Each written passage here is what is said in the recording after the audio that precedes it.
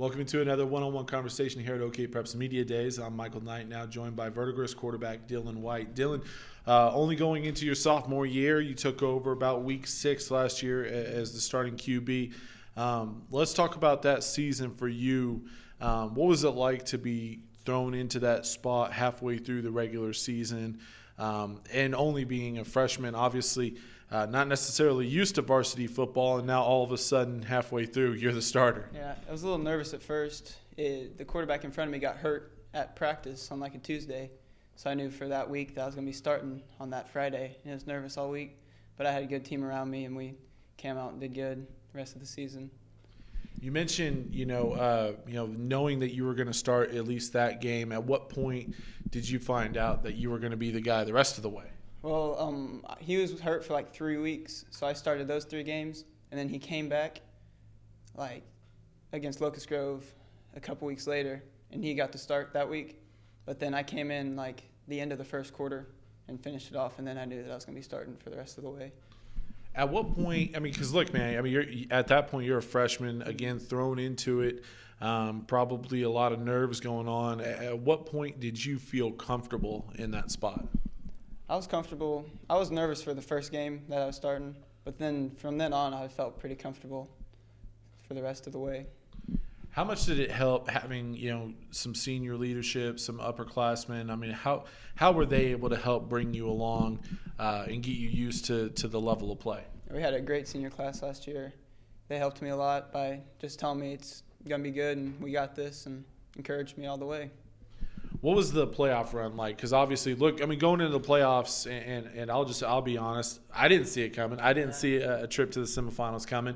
And you guys were able to do that, win 10 games, make it to the semis, 1 game shy of a championship. What was that playoff run like for this team? It was really fun for all of us, and we just bought in at the beginning and tried to go as far as we can.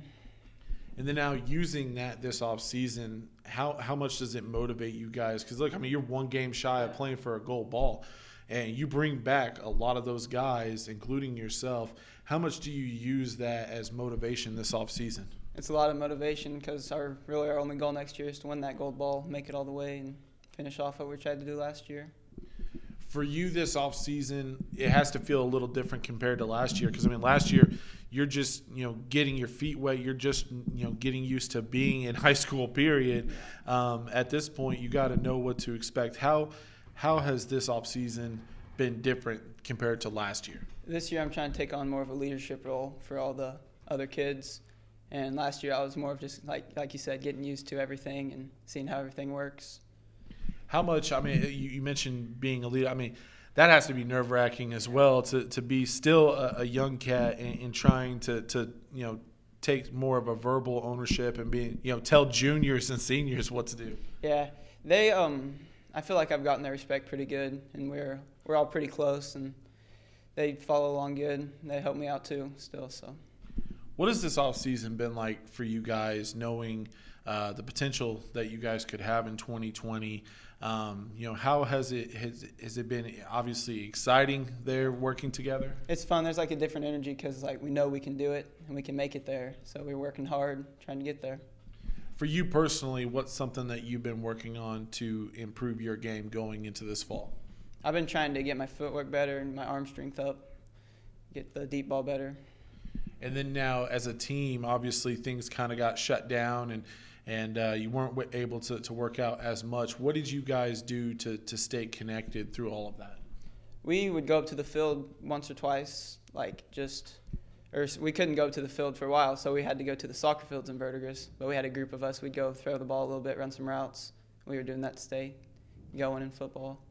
And now finally, looking at 2020, obviously Verdigris certainly one of the teams to look out for. What has to happen for you guys to not only make it back to the semifinals, but go all the way to the state title game? We always got to buy in and believe we can, work hard, keep working throughout the season. Well, look, like I said, I didn't see the semifinal run coming, but I'm definitely a believer going into this year. Verdigris certainly going to be a team to watch in Class 3A. Dylan, thank you for sitting down with me today, and good luck to you and the Cardinals this fall, man. Thank you. He's Dylan White. I'm Michael Knight, and this has been another one-on-one conversation here at OKPreps Media Days.